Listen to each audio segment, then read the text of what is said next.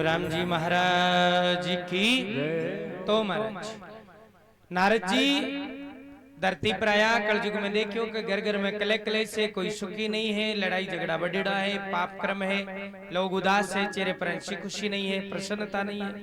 सब तीर्थम नारद जी घूमया, हरिद्वार, काशी, मथुरा, जता भी तीर्थ स्थल है, रामेश्वरम भी गया, जगन्नाथपुरी भी गया, साथ में द्वारका तक गया, कठई चैन नहीं मिलो, कुरुक्षेत्र भी गया, बद्रीनाथ आदि घूमया। धरती पर सब जगह कलयुग के आने से लोग दुखी है। अंत में श्री राम वृंदावन आया, जिठे एक स्त्री मोटियार जवान है, बिल्कुल सुंदर है,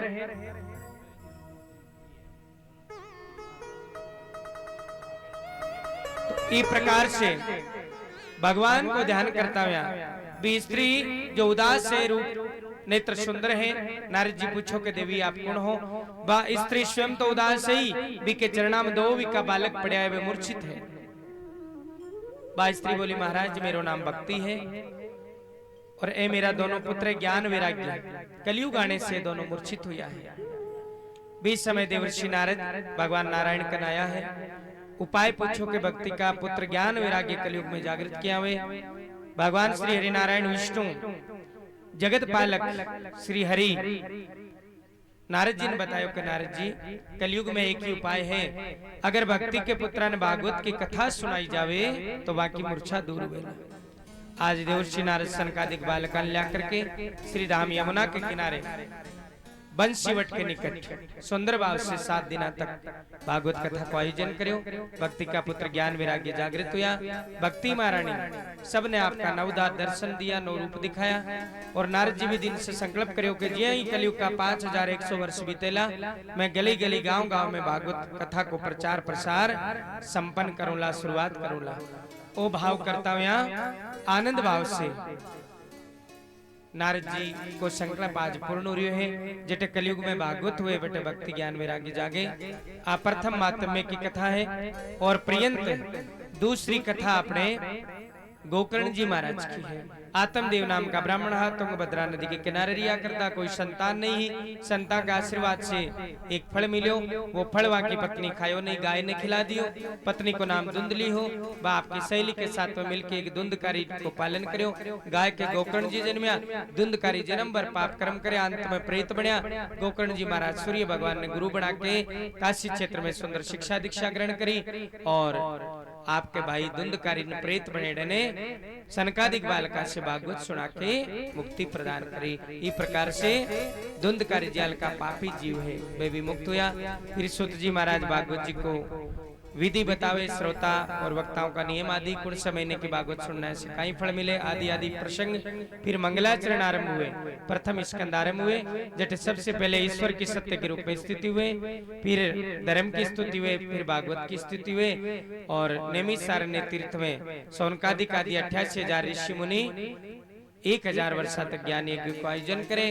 और सुत जी महाराज से सौनक जी आदि पूछे कि कलयुग में धर्म बढ़ाने को कई उपाय है। एक साथ आप प्रथम दिवस की भागवत कथा ने 28 विश्राम देवा मर्यादा के अनुसार आज प्रथम दिन हो, कलश यात्रा आदि संपन्न करी। घंटा भर का चरित्र आपा पुराण पूजन आदि के साथ में सुनिया। और पंडित जी महाराज से निवेदन है आरती की एक थाली मंगाओ व्यासपीठ पर। और दूसरी पारी की दूसरे प्रेयर की जीवन जी अगर आवाज सुन रहे हो, राम निवास जी शर्मा, आरती की थाली शिव रतन जी बटे से ले आओ। और सुंदर भाव से आप सायकाल की, यानी हालांकि समय तो 2-3 बजे हुए विश्राम को, लेकिन आज माता बहना सब थकड़ा है। और सुंदर भाव से सूचना मिली है कि आप 11:30 बजे तक कोई पहले बताए हो तो एक दीपक लिया राम निवास जी और भाव रूप से सायकालीन वेला की संक्षिप्त आरती करा। आरती लेके प्रसाद लेकर के तब तक तैयारी हुए। आओ प्रेम भाव से पुनः 2 मिनट नाम कीर्तन नारायण नारायण को रघुवीर जी से निवेदन और फिर आप कथान विश्राम करा। राम ओ श्रीमन नारायण नारायण नारायण, श्रीमन नारायण नारायण नारायण, श्री हरि नारायण नारायण नारायण, श्रीमन नारायण नारायण नारायण। हरि बोल।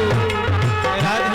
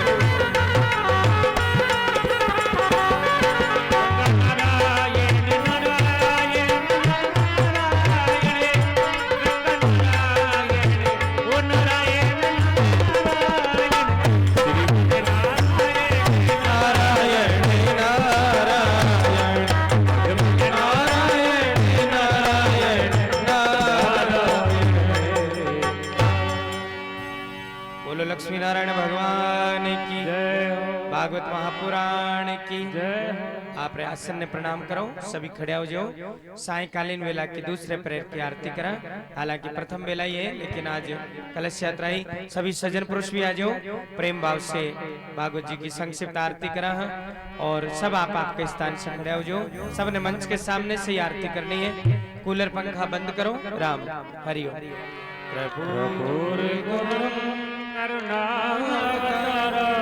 संसार सार भुजगेंद्र हर सदा वसंत हृदयारविंदे भवं भवानी सहितं नमः। ओम जय जगदीश